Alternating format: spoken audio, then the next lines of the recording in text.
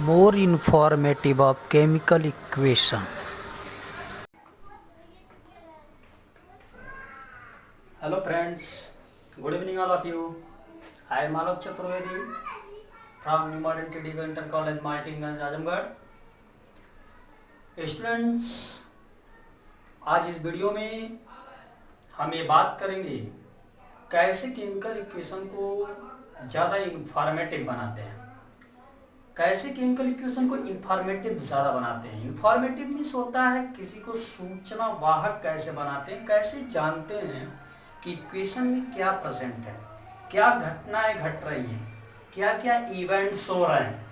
तो ये सब इवेंट्स को जब इक्वेशन में दिखाया जाए तो कहते हैं केमिकल इक्वेशन अब इंफॉर्मेटिव हो गया. तो आपके सामने दिख रहा, आज दो क्वेश्चन की चर्चा करेंगे कि मेकिंग केमिकल इक्वेशन मोर इंफॉर्मेटिव, कैसे केमिकल इक्वेशन को सूचनाप्रद बनाए. और दूसरा क्वेश्चन है information conveyed bye a balanced chemical equation, माने आपको बैलेंस्ड केमिकल इक्वेशन क्या क्या सूचनाएं देता है. आज इस क्वेश्चन पर चर्चा करेंगे. फिर से सुनिएगा. क्वेश्चन क्या है?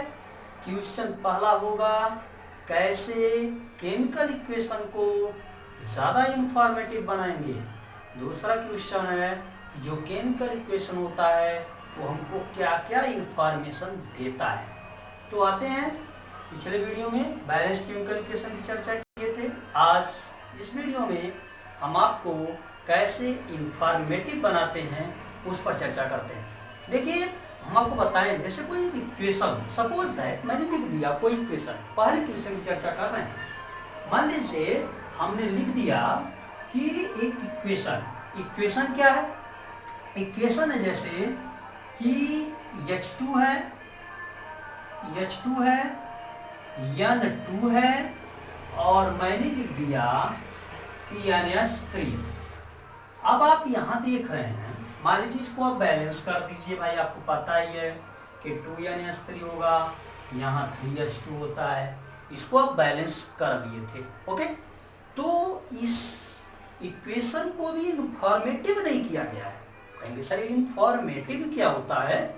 इंफॉर्मेटिव मीन्स होता है कि इक्वेशन में टोटल यह दिखाया गया हो जो रिएक्टेंट में मैटर है, सब्सटेंस है, जो उसमें फार्मूला अप्लाई किया गया है, जो उसमें सिंबल अप्लाई किया गया है, जो मॉलिक्यूल्स अप्लाई किया गया है, वह किस किस फॉर्म में है.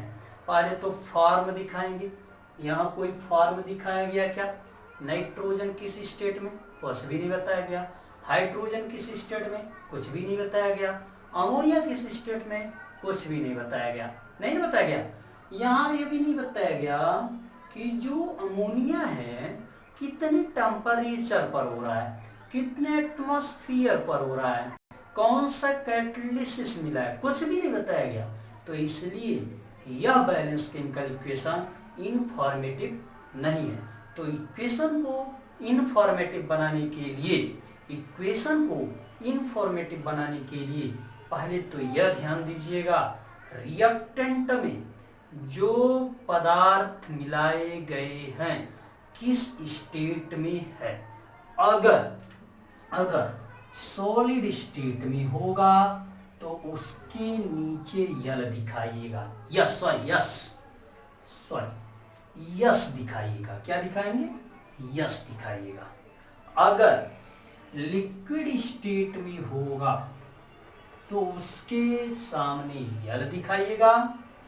अगर लिक्विफिकेशन माने पानी मिला है, मान लीजिए वाटर युक्त सब्सटेंस है, तो उसको आप एक क्यू से दिखाइएगा, जिसको आप एक्वस बोलते हैं. क्या बोलते हैं? एक्वस.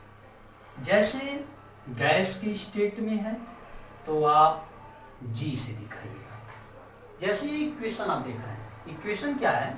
हाइड्रोजन, यहाँ गैस, तो यहाँ आपने जी दिखा. Nitrogen gas, ammonia gas. Okay, तो यह तरीका हो गया. दूसरा, यह जब अमोनिया गैस बनता है 500 डिग्री टेम्परेचर पर बनता है। 500 डिग्री टेम्परेचर, 200 एटमॉस्फेरिक प्रेशर और आयरन कैटालिसिस। आप कहेंगे कैटालिसिस क्या होता है? कैटालिसिस ऐसा सब्सटेंस होता है जो रिएक्शन के रेट को चेंज कर दे। स्लो रिएक्शन हो रहा है तो कुछ ऐसा सब्सटेंस मिला दें कि तेज होने लगे, बहुत तेज हो रहा है कुछ ऐसा मिला दें कि स्लो हो जाए। तो जो रिएक्शन के रेट को घटाए बढ़ाए वह सब्सटेंस कैटालिसिस होता है। आगे चल के इंटरमीडिएट में आपको पढ़ना है positive catalysis, negative catalysis, auto catalysis, induced catalysis, catalysis poison, catalysis promoters, तमाम कैटालिसिस होते हैं। कैटालिसिस मीन्स होता ही है उत्प्रेरक, जो क्या करे? उत्प्रेरित करे, किसी को उत्प्रेरित करे। बहुत तेज रिएक्शन हो रहा है तो उसको स्लो कर दे, बहुत स्लो हो रहा है बहुत फास्ट कर दे, माने रेट को चेंज करे, घटाता बढ़ाता रहे, उसके रेट को घटाता बढ़ाता रहे तो उसको कहते हैं कैटालिसिस। तो मैंने कहा कि जब अमोनिया का फॉर्मेशन होता है तो आयरन कैटालिसिस मिलाया जाता है रिएक्शन को फास्ट करने के लिए, और 500 डिग्री टेम्परेचर पर इसको हीट करते हैं और 200 एटमॉस्फेरिक प्रेशर पर इसको करते हैं, रखते हैं।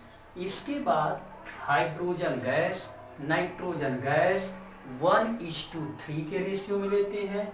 नाइट्रोजन और हाइड्रोजन 1:3 के रेशियो में लेते हैं। देख रहे हैं नाइट्रोजन 1 है, हाइड्रोजन 3 है।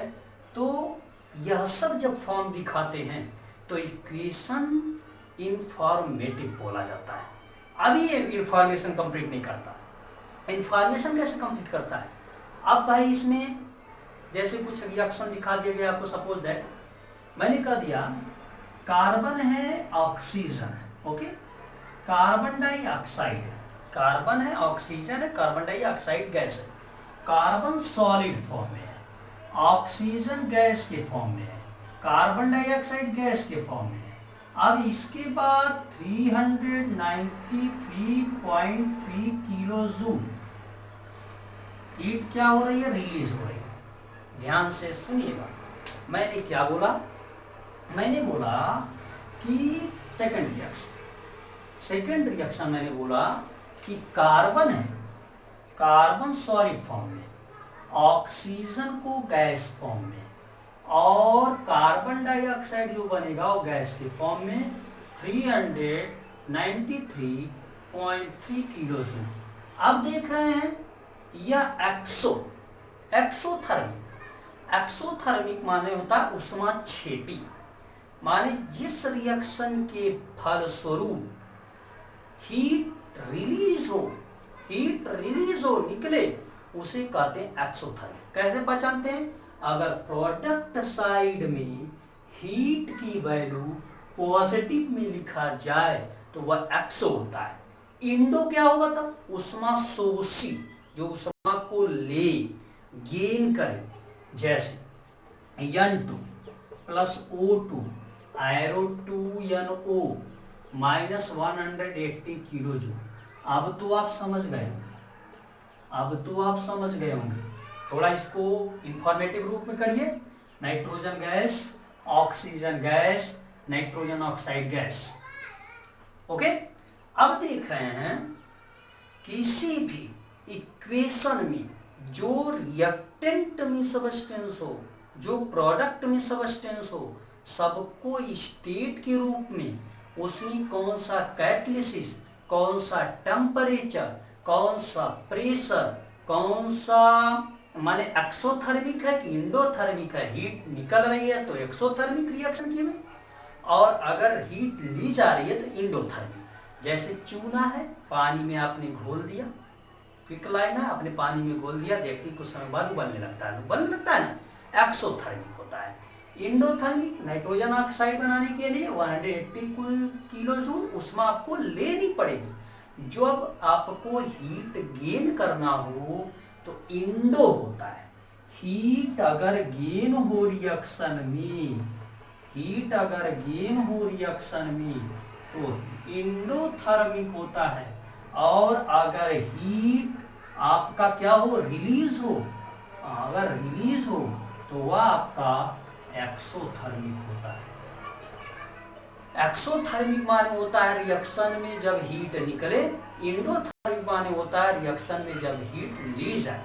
तो ये चीज तो आपको समझ में आया। रिएक्शन को इंफॉर्मेटिव बनाने के लिए क्या क्या करते हैं, रिएक्शन को इंफॉर्मेटिव बनाने के लिए रिएक्टेंट में जो सबस्टेंस है किस स्टेट में है, सॉलिड है तो यस, लिक्विड है तो यल, गैस है तो जी, और एक्वस है तो ए क्यू। और इसके बाद कौन सा कैटालिसिस यूज हो रहा है, किस टेम्परेचर पर हो रहा है, किस प्रेशर पर हो रहा है, हीट कितना निकल रहा है, कितना हीट लिया जा रहा है, सब कुछ अगर प्रेजेंट होता है तो कहते हैं यह इक्वेशन मोर इंफॉर्मेटिव फॉर्म में है। अन्यथा जनरली लिख देते हैं अगर, तो यह इंफॉर्मेटिव नहीं कहा जाता। ओके।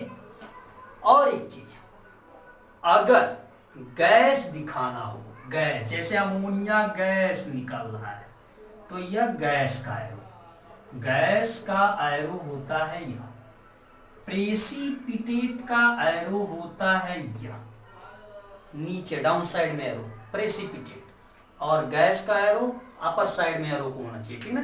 जैसे मैंने सेकंड रिएक्शन कहा, सेकंड रिएक्शन जैसे मैंने कहा कि आप ले लीजिए लेड नाइट्रेट, लेड नाइट्रेट ले लीजिए, लेड नाइट्रेट PbNO3 का ट्वाइस, और पोटेशियम आयोडाइड ले लीजिए, इसको जब आप करवाएंगे तो PbI2 प्लस 2KNO3।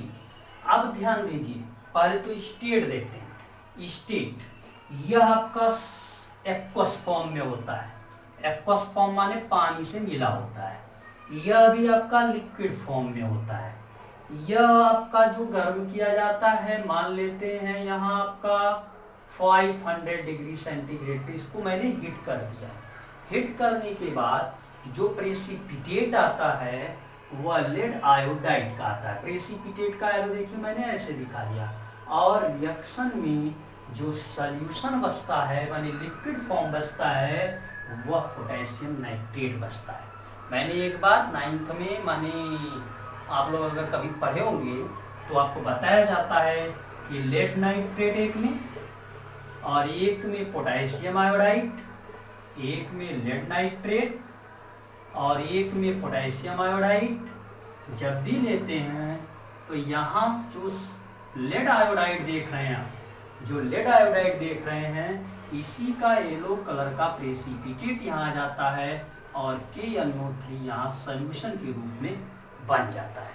ओके, तो मोर इंफॉर्मेटिव का माने समझ में आ गया। केमिकल इक्वेशन को मोर इंफॉर्मेटिव कब कहेंगे, जब उसमें सब स्टेट, टेम्परेचर, प्रेशर, उसमें कितना हीट निकल रहा है, कितना हीट लिया जा रहा है, सब कुछ रिप्रेजेंट कर दिया जाए। Reversible arrow, irreversible arrow, irreversible arrow या रिवर्सिबल एरो या दोनों माने फॉरवर्ड बैकवर्ड दोनों ओर एरो दिखाया जाए तो यह रिवर्सिबल होता है, और केवल एक साइड में एरो दिखाया तो वह इरिवर्सिबल होता है। ओके, दूसरा question, information conveyed bye balanced chemical equation. माने इक्वेशन आपको क्या क्या बताता है, बहुत सिंपल है। इक्वेशन आपको क्या क्या बताता है, इक्वेशन यह बताता है कि रिएक्शन जो है, यह रिएक्शन है भाई, इक्वेशन है तो जो रिएक्शन में सबस्टेंस भाग लिए हैं, रिएक्टेंट में कौन है, प्रोडक्ट में क्या है। ठीक, पहला तो यह इंफॉर्मेटिव करता है, दूसरा यह इंफॉर्मेशन देता है कि कौन सबस्टेंस किस स्टेट में है, यह भी मैंने आपको बता दिया। तीसरा यह बताता है कि जो यह लेड नाइट्रेट है वह कितना मॉलिक्यूल्स, पोटेशियम आयोडाइड कितना मॉलिक्यूल्स, लेड आयोडाइड कितना मॉलिक्यूल्स है, यह बताता है। Number of molecules, number of moles, number of atoms of reactant और number of product, number of atom of product in a chemical reaction. Thus we can say that the information conveyed by a balanced chemical equation. माने balanced chemical equation कैसे क्या क्या जानकारियां देता है, जानकारियां देता है कि रिएक्टेंट में कौन कौन सब्सटेंस भाग लिया है, वह किस किस स्टेट में है, कितना कितना ग्राम है, कितना कितना मोल है, कितना कितना एटम्स उसमें है, सब कुछ को बताता है कौन, बैलेंस्ड केमिकल इक्वेशन। ओके, तो फ्रेंड्स आने वाले वीडियो में हम आपको बहुत important question types of chemical reaction, ध्यान दीजिएगा, फिर सुनिएगा, types of chemical reaction most important question in this lesson आने वाले नेक्स्ट वीडियो में बताएंगे। तब तक धन्यवाद।